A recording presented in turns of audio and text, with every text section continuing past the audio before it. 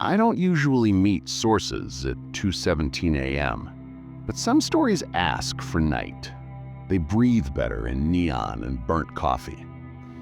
The diner's windows were fogged from the fryers, and a hum from the sign outside sank into my bones like a reminder. Stay awake. He was already in the booth when I walked in, late 20s, dark curls crushed flat, a polo shirt that fit him like it had been borrowed from the wrong person. That was the first thing I noticed. The second was his shoes, soaked through, laces missing. "Is that your shirt?" I asked, because sometimes the truth shows up in small talk. He stared at his cup. "No," he said. "And believe me, I hate that I can't tell you whose it is. My name is Rowan. I'm a reporter who covers the kinds of stories that keep your porch light on a little extra long. Missing hours, unfinished explanations, people who can't shake the feeling that something dragged them sideways through the night." "Start where you can," I told him. He dipped his spoon into the sugar as if he was scooping courage. "Okay," he said. "Okay, it starts at a party, except it didn't feel like a party, more like a production, you know?" I nodded, because I did. The big, slick nights, the ones designed to make you forget what time was. My friend Jules runs promotions for a venue on the waterfront. Smart guy, been my friend since we were kids. He got us on a list for a July thing. "You can put that in, by the way," he added quickly. "He didn't do anything wrong. He's the person who picks up my calls." "What's your name?" I asked. He smiled without humor. "Micah." And this was a week before July 4th, the kind of night that makes the air feel like it's about to explode. He was right about that. The heat was a living thing, holding on to the city like it was owed something. We ordered coffee we didn't need, and he told me how the music had unfolded like a trick, how the seagulls kept circling the piers like they'd forgotten it was midnight, and how two women introduced themselves to him and Jules while they were leaning against a railing that still smelled like sun. "Do you remember their names?" He exhaled. "They gave names," he said. "I don't think they were theirs." I didn't tell him that for the next few months, those women would live in the back of my head. He didn't need that yet. He just needed someone to listen and not say he got too drunk and forgot the parts that were inconvenient. "Come morning," I said, "did you remember anything?" His eyes drifted to his shoes. "Flashes," he said. "The feeling of tile under my feet, a hallway that didn't echo, a painting with a gold frame, and then..." "No, and then?" I asked. "And then nothing." Micah didn't pass out. That's the piece that won't sit still. He moved. He texted, apparently. He smiled in group chats. He told people he was fine. But the person who did all that wasn't the one staring at me from across a diner table with laces missing from both shoes. "Let me," he said. He pressed the phone toward me across the table, a legal pad with a cracked navy cover tucked under it. I took it and scrolled. The messages were banal in the way only a certain kind of danger can make them. "Nice night. Crashing at my friend's. Good show. Home now. Call tomorrow." The sentences were a disguise, a costume of normalcy tailored out of past conversations. They felt like a perfect imitation. And that, somehow, was worse than a typo. "When do the messages start?" I asked. He checked a scribble on the pad. "Around 2:30, he said, "right about when I don't remember anything anymore. Did you ever..." He broke off, rubbed his bridge of his nose. "I hate how that sounds, don't remember, like it's my fault that a whole section of my brain got taped over. What happens after the messages?" I asked. He swallowed. "I woke up on a lawn, behind a storage facility, like the universe picked a place no one ever means to go. Shoes soaked, laces gone, wallet gone, keys gone. My friend Jules gone. That was the worst part. The blankness and the empty next to me. Were you hurt? Headache like a bell inside my skull, but no cuts, no bruises, no... He stopped, flexed his fingers on the table's fake wood grain. Just the wrong clothes. And your phone? Someone left it in a parking lot, nice and neat, next to Jules' phone, like they wanted them to be found together, like they wanted a story ready for the cops. And the cops? I asked, even though I knew. I always know. Micah let out a sound that wasn't quite a laugh. I don't know a word for how someone smiles at you when they've decided a version of you that's easy to file. That smile, he said. They told us we'd had more than we thought. Happens all the time. He didn't say the part where you start to feel crazy. He didn't have to. It was in the way his shoulders rounded inward, like he was bracing for someone to say the word again. Drunk. What do you want me to do? I asked. His answer came out fast, like a reflex. I want someone who doesn't know me to say out loud that I didn't just disappear myself.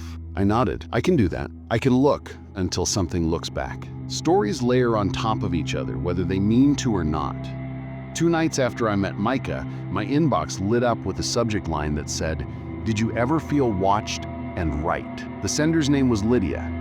Her words were tight and practical, the kind of message you send when you've told the story too many times and you're trying to keep it from dissolving into your hands. She'd been driving back roads after a barbecue in a different state, hundreds of miles from Micah's waterfront. Her gaslight was glowing. The air was full of those summer insects that throw themselves at your windshield like they love light more than life. A gray sedan tucked itself behind her and wouldn't pass. She offered it her lane like a gift, pulled to the right, slowed until the car's momentum should have required it to go around. It didn't. It matched her, foot for foot, like the night had decided she needed company. Lydia turned down a road that had no reason for her to be on it. The sedan turned too. She could smell the pine tar and dust of the place through the vents. Her knuckles were white on the wheel. When the gas station appeared, it felt like a lighthouse that had decided in that moment, on that road, to exist.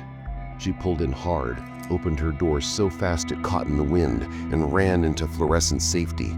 The sedan sat on the edge of the lot, idling. Then, as if the light had burned it, it turned and slid back into the dark. The news later said 2 men in a stolen car had gunned down a clerk an hour after Lydia's lot. The make matched her vanishing shadow. She wrote that message because she couldn't stop thinking about the space between what happened to her and what happened to someone else. She couldn't stop thinking about what changed when the car saw people. 2 nights, 2 different kinds of fear. The same question: how do you prove you were prey without scars? I printed both messages and pinned them to the board above my desk. The thumbtacks squeaked against the cork like tiny warnings. I started calling around. Micah had gone back to the building he remembered, a curtain of glass, the kind of lobby smell that's all detergent and money. An older man answered the door upstairs, smiled with the kind of patience people have when you're interrupting the view. "No young women here," he said. "No parties." He had a laugh ready for the story of imposters borrowing houses with their mouths. The hallway behind him was cool and quiet and wrong. Michael walked away and tasted metal and salt, and the feeling followed him down the stairs like a draft. "What about your shoelaces?" I asked him later. "Why would someone take those?" He made a face. "To keep me from running?" he said. "To use them for something? I don't know. They were wet. That was the other weird part. Both shoes, soaked like I'd stepped in a creek, but I didn't smell like, well, anything but floor cleaner and a lie." I took that to a forensic toxicologist I know who answers my calls because I remember to ask her about her niece. Dr. Sen looked at me over the rim of her glasses and said, "Memory is delicate. It fragments when you breathe on it wrong. Throw in heat, alcohol, sleep deprivation, and the right drug, and you can be walking, texting, smiling, making green lights, and nothing will stick to the wall." She tapped a report. "There are agents that inhibit the way you store new memories, different families of drugs. Some drop you, some float you." "What would make him feel like his body was made of cardboard?" I asked her. "Many things," she said, because she is careful. But the bigger tell is the timeline. If the person is awake and competent enough to send messages, but later, nothing, that's consistent with certain amnestic effects. The people who gave it to him, if it was given, know what they're doing. That's what scares me. "What about the text messages?" I asked her. They felt like him, but not. She glanced at my board.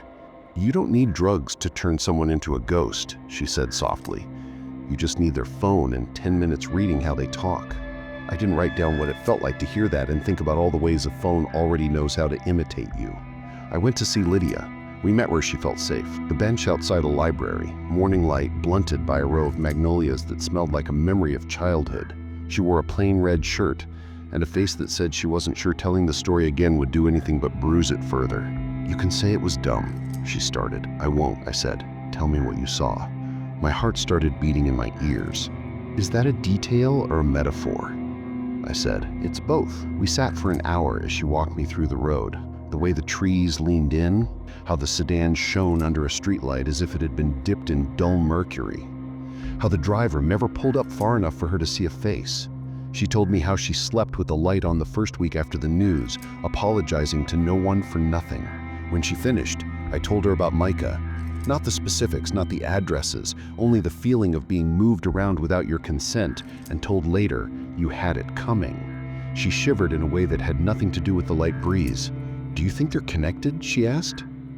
"No," I said, because distance and circumstance told me to say that. Then, because I have a habit of getting in my own way, I added, "Not directly, maybe, but I think they rhyme." She nodded slowly. "I get that," she said, "and I hate it." Weeks passed in strange errands. I rented a car and drove the loop around the waterfront, visiting buildings that matched a certain kind of hallway. I asked doormen if they'd seen anything like a party. They didn't even bother to say no. They just looked over my shoulder at the richer version of me they expected.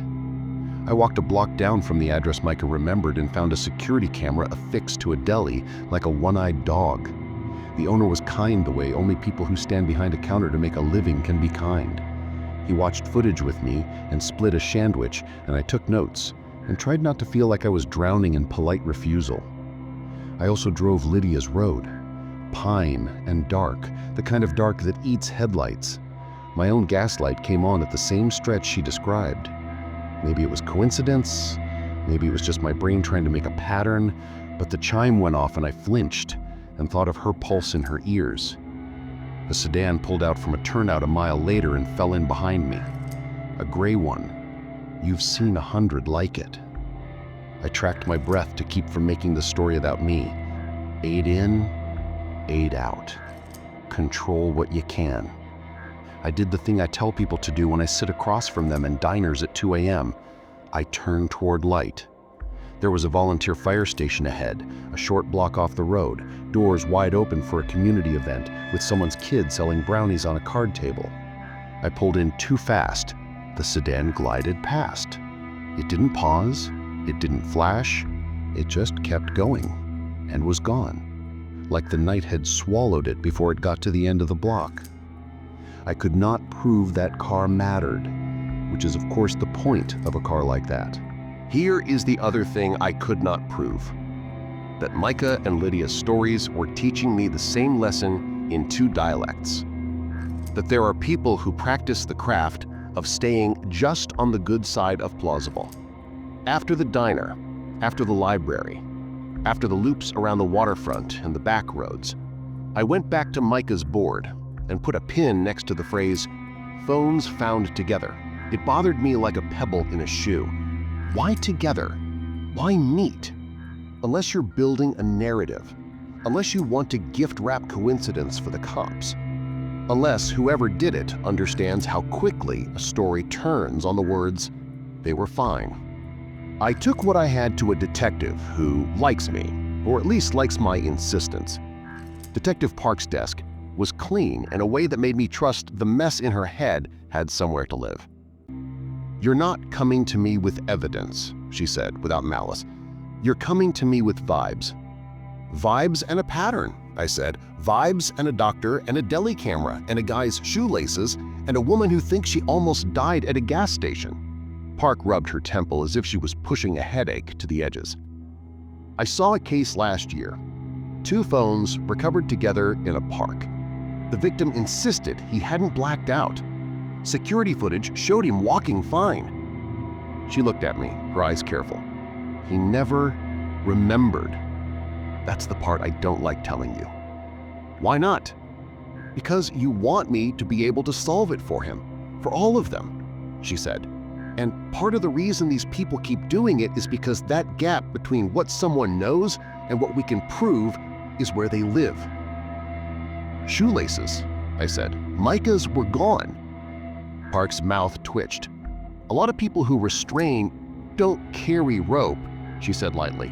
"But don't quote me on that, because then I'll get calls about how I'm teaching civics class to criminals." I am not proud of what I did next. I asked Jules, the friend with the event connections, to introduce me to someone who used rooms in buildings like the one Micah remembered. I told myself it was research. I told myself I would meet for coffee and then go home and write about how easy it is to pretend to be someone you're not if you know the right words. I met Kara in a coffee shop that thought Edison bulbs could fix everything. She wore sunglasses that were too big for the cloudy day and had the kind of careful movement people have when they are trying to not leave fingerprints on conversations. "You work with promoters," I said. "I write about the city at night. Maybe there's a profile here." "Maybe," she said. Her voice made everything sound like a question with a right answer somewhere else. She asked me about my beat. She asked me what I thought was interesting about the waterfront and who I thought had power in a city that pretends it's egalitarian because it likes clam shacks.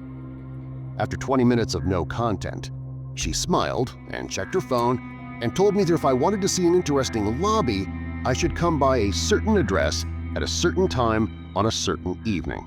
I went home, stared at the address, and then I didn't go.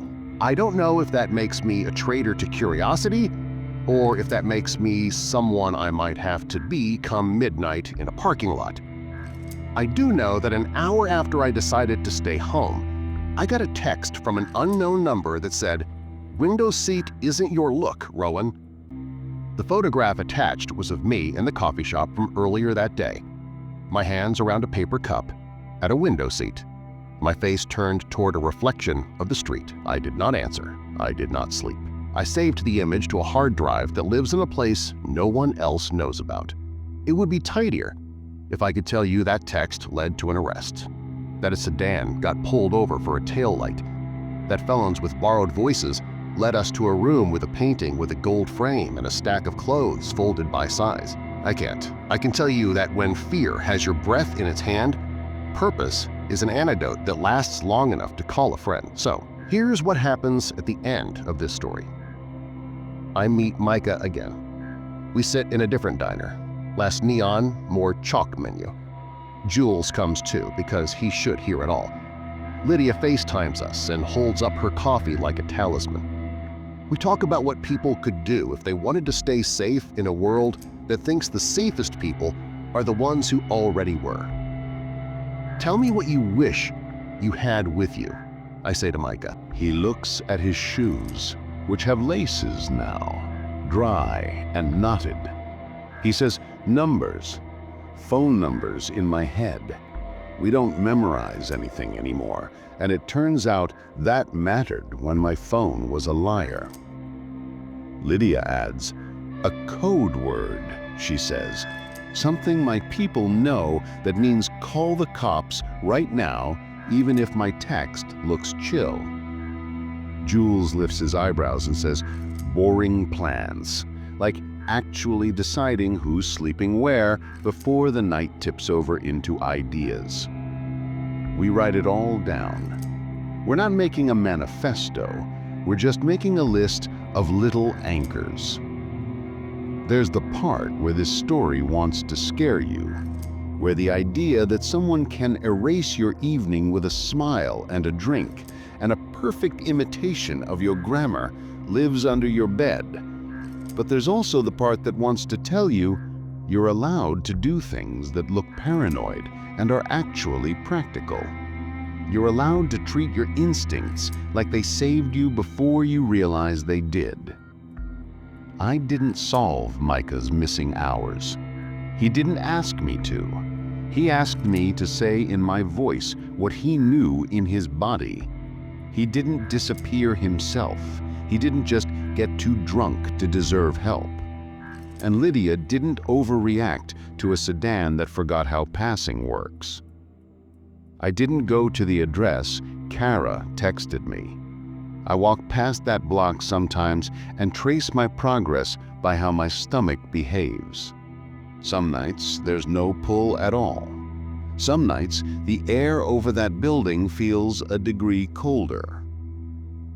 Before we leave the last diner, the server brings the check and a pen with a neon fish on top. "You folks writing something?" she asks, nodding at the list. "Yeah," Simon says. "We're writing down why we're here." He says it like a joke. We let it be one. But I know the other half of it, too.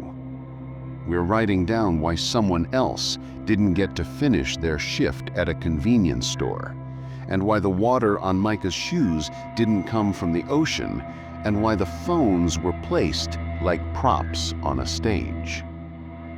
I walk home with the list in my bag. It rustles when I breathe. Somewhere a car idles at a light. Somewhere a door opens to a hallway that doesn't echo. Somewhere someone takes a breath and decides not to send a text. And somewhere you're listening with your porch light on, thinking of a time you shook off a feeling because you didn't want to be the kind of person whose story gets framed as a misremembering. Consider this me on your shoulder. You are exactly the right kind of person to listen to yourself. If you need an excuse, tell people a reporter told you so.